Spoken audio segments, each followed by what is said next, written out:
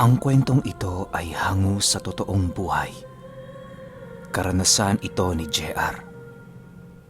Taong 2001, Canlaon, Negros Oriental.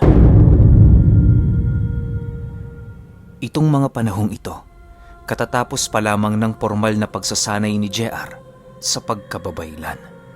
Nagpasya siyang umuwi ng Negros para makapagpahinga. Ngunit ang totoong pakay niya ay isa katuparan ang kanyang unang ganap. Ito ay ang humanap ng isang bunggaytang babaylan na hindi nabibilang sa kanilang angkan at hihingi siya ng basbas rito. Matagal na nag-isip si JR kung saan niya matatagpuan ang sinasabi ng kanyang lolo Carpio, hanggang sa narinig niya ang isang kwento na nagmula sa bayan ng Canlaon sa Negros Oriental. Ayon sa mga impormasyong nakuha niya mula sa mga tao, may isang kilalang babaylan sa bayang yon at nakatira ito sa isang barangay na kung tawagin ay Panubigon. Pagkarinig niya ng balitang yon, kaagad siyang bumiyahe papuntang Canlaon. Bagaman hindi tiyak, minabuti niyang magbakasakali. Tutal wala namang mawawala kung susubukan niya. Pagdating pa lang niya sa mismong bayan, katakot-takot na pagsubok na ang pinagdaanan niya. Una sa mga ito ay ang dialekto ng lugar. Oo nga at nakakaintindi si JR ng Cebuano, pero hirap siya sa pagsasalita nito. At ang kadalasang napagtatanungan niya ay ang mga matatandang doon na nanirahan sa lugar sa buong buhay nila. Nakakalungkot para kay JR dahil wala sa mga bagong henerasyon ang nakakakilala sa babaylang sinasabi niya. Inabot na siya ng hapon sa paghahanap sa babaylang yon, kaya nagpasya na siyang maghanap ng matutuluyan upang magpalipas ng gabi. Pinili niyang maupo sa tindahan at bumili ng ice tubig. Swerte namang ang matandang napagtanungan niya ay marunong ng salitang Ilonggo, kaya hindi siya nahirapang kausapin ito. Tiyay, may kilala po ba kayong babaylan dito sa Canlaon? Kailangan ko po kasi ng tulong niya. Bungad na tanong ni JR sa matanda.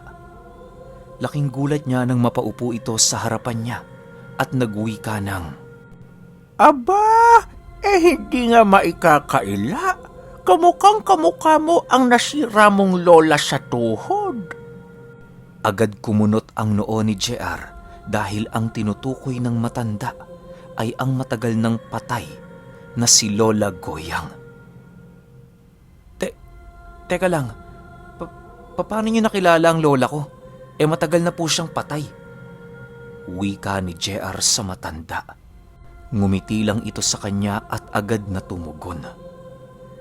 Hindi ba hinahanap mo si Maring, yung babaylan? Halika, sasamahan kita sa kanya. Doon ka na din maghapunan. Gabi na eh. Agad ding sumama si JR. Napag-isip-isip niya kasi na baka wala na siyang ibang matutuluyan doon, pero nakahanda naman siya kung sakali dahil may mga dala naman siyang tent at ilang gamit pang camping. Pagdating nila sa bahay, agad inilibot ni JR ang kanyang paningin. Napansin niyang walang ibang tao sa bahay na yon. Inisip niya na baka nasa labas ang matandang hinahanap niya o di naman kaya ay nasa loob ito ng silid. Ngunit ilang minuto na ang nakalipas ay wala pa rin ang matandang hinahanap ni JR. Tanging yung matandang babaeng nagbantay ng tindahan lang ang nasa harapan niya at nagbibilot ng tabakong ginagawang sigarilyo. Maya-maya pa, may pumasok na isang matandang lalaki at laking gulat ni JR nang bigla itong magsalita ng, Aba Maring, kanina ka pa ba nakauwi? Oh, may bisita ka pala. wika ng matandang lalaki.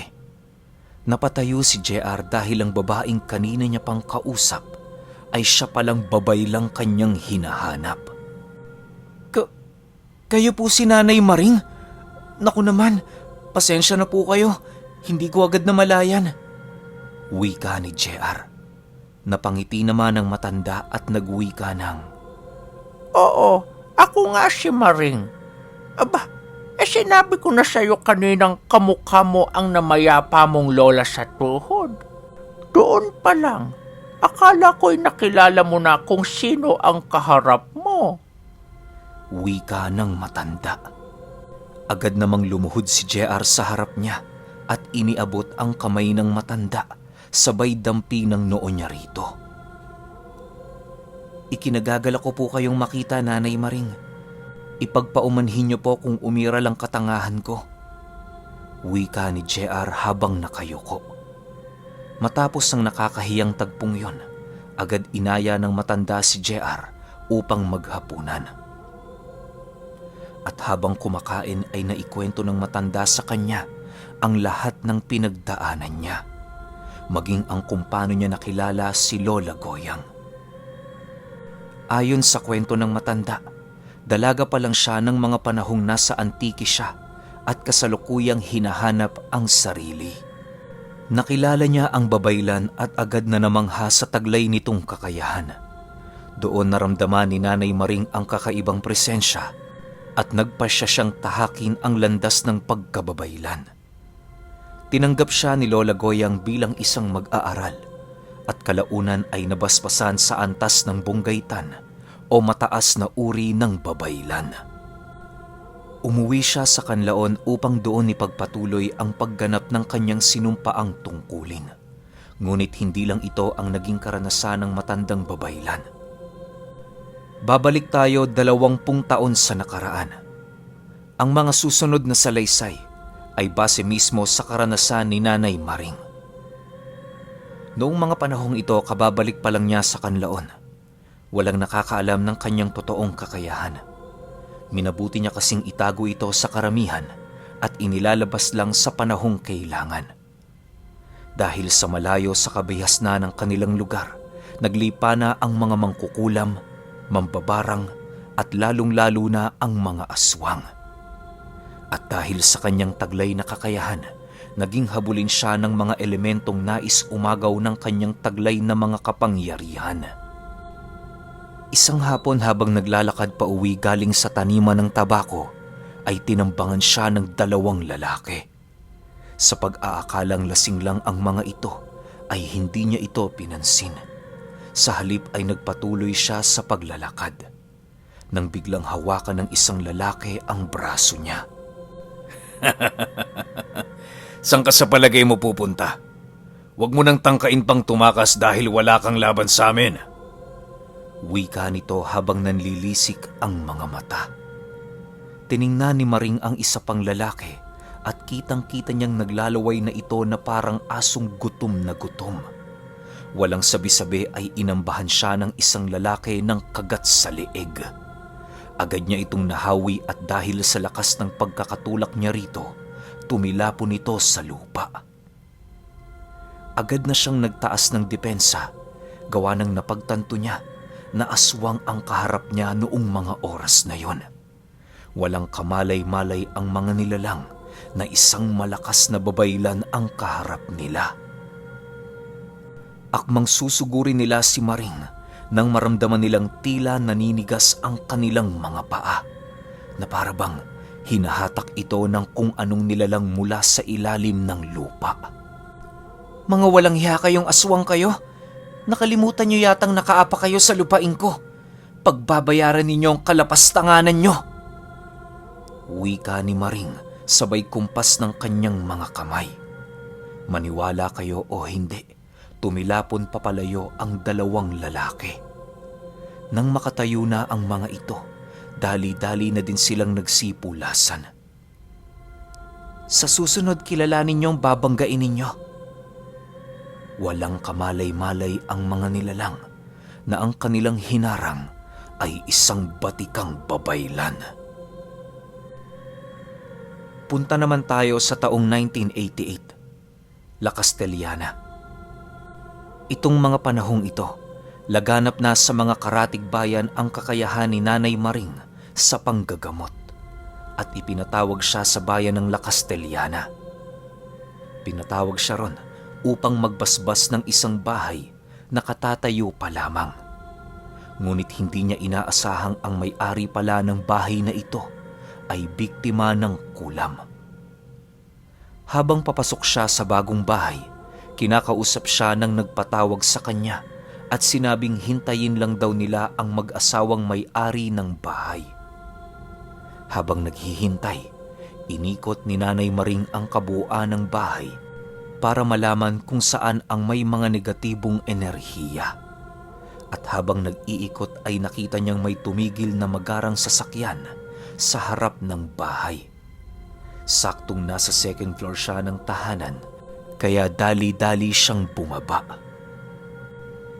Manong Armando, siya ho pala si Nanay Maring, ang pinatawag ninyong babay lang magbabasbas ng bahay. Wika ng katiwala ng mag-asawa. Agad naman na nila itong inutusang umalis na labis na ipinagtaka ni Nanay Maring. Bagaman bago pa lang na naitayo ang bahay, kumpleto na ito sa kagamitan. Hindi nga lang tinirhan dahil ayon sa kwento ng may-ari, may naninirahan daw na masamang elemento sa lugar na yon. Nanay Maring, ang totoo, hindi po pagbabasbas ang dahilan ng pagpapatawag ko sa inyo. Nais kong gamutin ninyo ang asawa ko. Ang hinala namin ay kinulam siya ng dating nakatira dito sa loting ito. Sabilitan kasi silang pinalis ng may-ari bago namin to bilhin. Wika ni Mang Armando. Matapos magpaliwanag ay hindi na nagpatumpik-tumpik pa si Nanay Maring. Agad niyang tinawas ang asawa ni Mang Armando. Kung titingnan ay normal naman ito at wala kang makikitang bahid ng sakit sa labas. Ngunit laking gulat ni Nanay Maring nang hawakan niya ang pulso ng babae dahil bigla na lang itong nanghina at naramdaman niya ang kakaibang itim na enerhiya. Tama kayo ng hinala. Nakulam nga ang asawa ninyo at medyo malalim na ang sumpa. Ikinalulungkot kong sabihin na maaaring nagkaroon na ng komplikasyon sa kanyang pisikal na katawan, gawa ng pamiminsala ng mangkukulam sa kanyang espiritu. Wika ni Nanay Maring. Sa pagkakataong yon, bagaman alam niyang malabo na ang mapagaling ang babae, sinubukan niya pa rin itong gamutin. Sadyang malakas ang mangkukulam at napakagaling nitong magtago. Nahirapan si Nanay Maring na hulihin ito, ngunit sa huli ay nagawa niya ding ikulong ito sa katawan ng biktima. Agad niyang sinimula ng pagtatanong. Sino ka? Maaari ko bang malaman ang pangalan mo? Bungad na tanong ni Nanay Maring. Tumingin sa kanya ang pasyente na nanlilisik ang mga mata. Alam na ni Nanay Maring ng mga sandaling yon na nasa loob na ng katawan ng pasyente niya ang mangkukulam. Kaya naman hindi na siya nag-aksaya ng panahon at gamit ang mga dasal ay sinubukan niya itong patikimin ng parusa. Nagsisisigaw ito at nakumpirma ni Nanay Maring na tinatamaan ang nakasapi. Ngayon uulitin ko ang tanong. Sino ka? At ano ang dahilan ng pagpapahirap mo sa babaeng ito? Habang ginagawa ng babaylan ang kanyang pagtatanong, nanonood lang si Mang Armando at namamangha ito dahil sa hindi man lang nakahawak si Nanay Maring sa anumang bahagi ng katawan ng pasyente. Ilang beses inulit ni Nanay Maring ang tanong pero napakatigas talaga ng mangkukulam. Hanggang sa tuluyan na niya itong napasuko. Sa huli ay umamin din ng mangkukulam. Dahil sa mag-asawa, nawalan kami ng matitirahan. Pinalis kami ng may-ari para magbigay daan sa kanila bilang pagbibili ng lupang ito. Wika ng mangkukulam. Oh, bakit ang mag-asawang pinaparusahan mo at hindi yung nagbebenta? Muling tanong ni Nanay Maring. Kapwa ng laki ang mga mata nila nang marinig nila ang sinabi ng nakasapi. Paano kung paparusahan ng taong nagbayad sa akin para gawin ito? Sa puntong yon, hindi na nagsayang pa ng laway kakatanong si Nanay Maring. Sa isang kumpas ng kanyang kamay ay inutusan niya ang mangkukulam na alisin ang lahat ng itinanim niya sa katawan ng babae.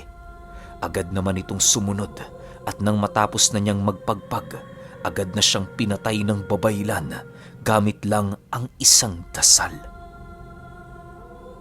Binalingan ni Nanay Maring ang taong nagbenta ng lupa.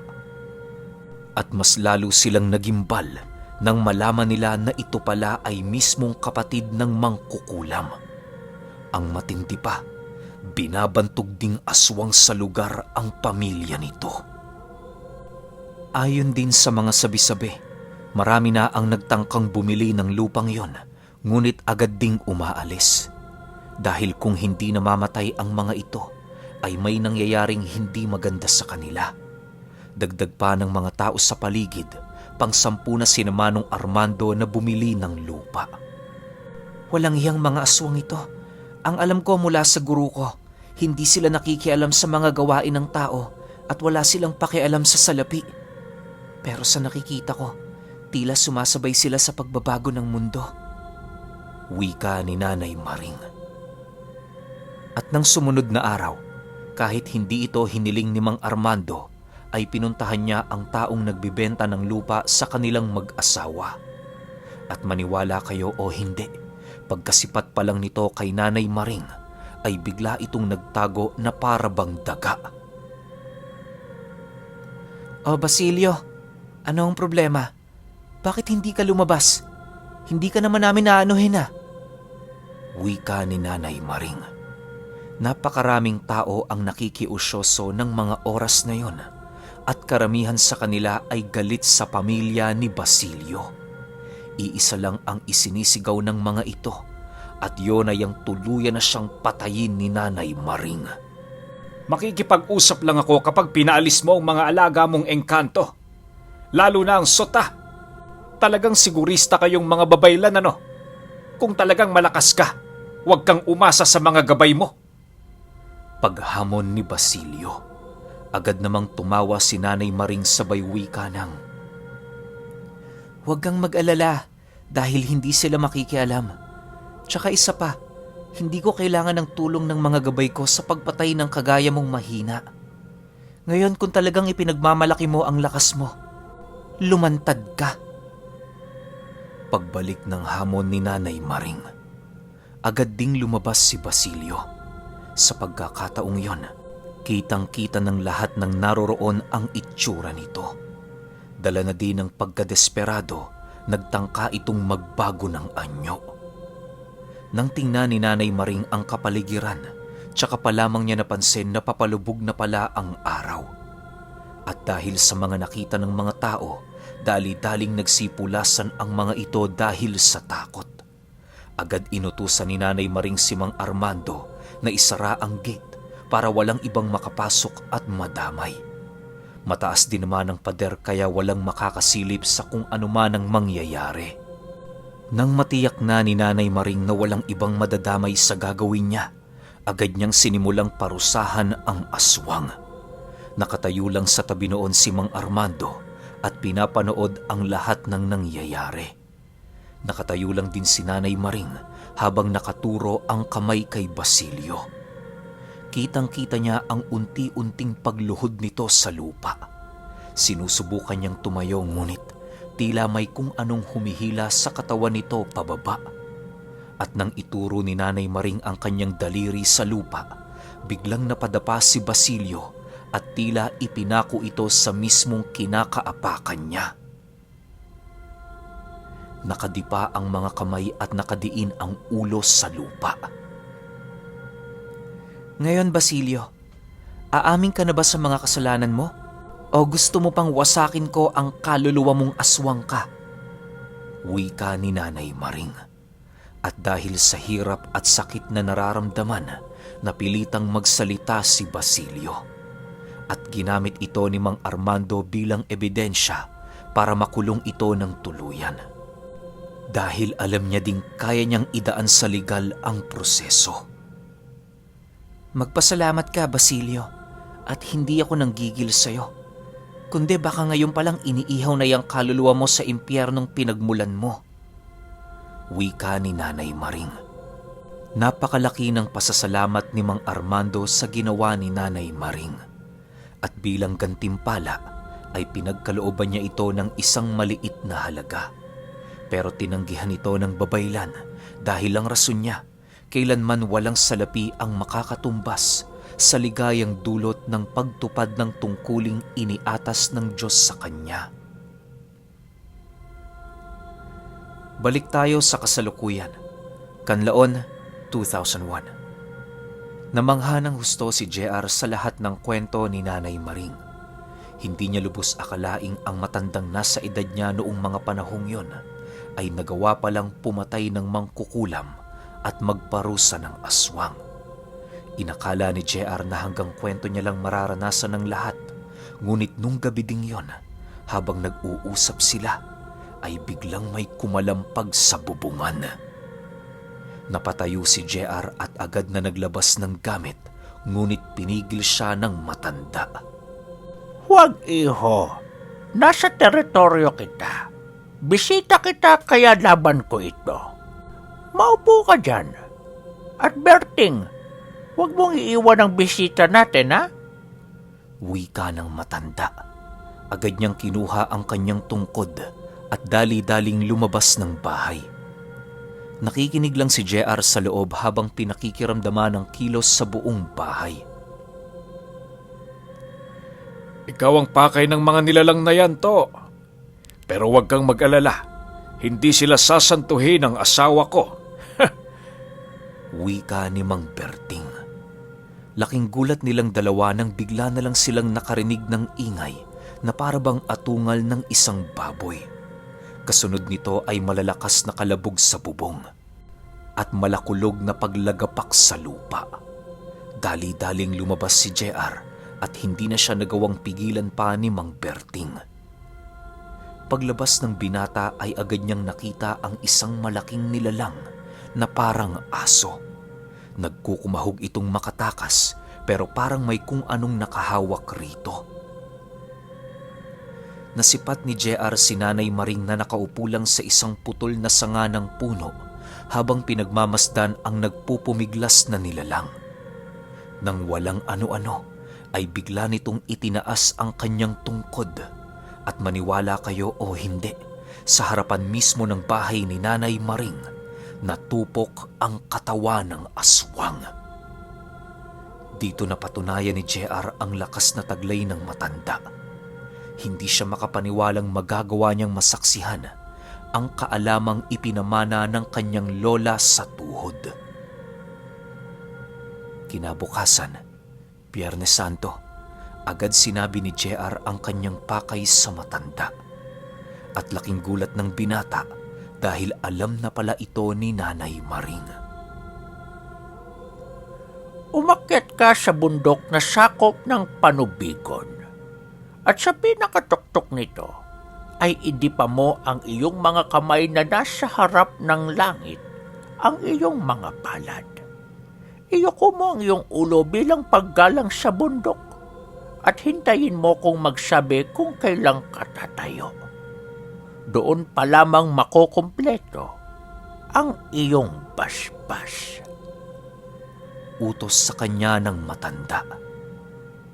Ginawa naman ito ni JR at nagawa niyang kumpletuhin ang lahat ng habili ng matanda.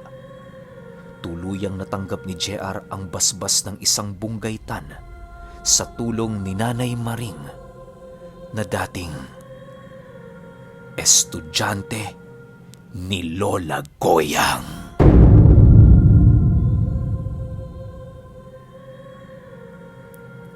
Okay, opinion ko sa kwento. Alam ko kayong lahat na miss nyo tong si JR, pero napakaganda ng kwento na to. Alam naman natin talaga kapag galing kay JR, yung mga lahi-lahi nila talagang mababangis lalo na pag tungkol sa mga kalikasan, yan yung mga mutya, di ba? Doon talaga sila eksperto kaya masasabi ko na solidong karanasan na naman to na ibinahagi sa atin ni JR. Sana marami pang ganito. Tsaka sana yung paglalakbay ni JR maikwento rin natin dito sa channel. Pero kayo, anong masasabi ninyo sa kwento ni JR? Comment nyo naman sa baba. Yun lang. Hanggang sa susunod na kwento. Salamat.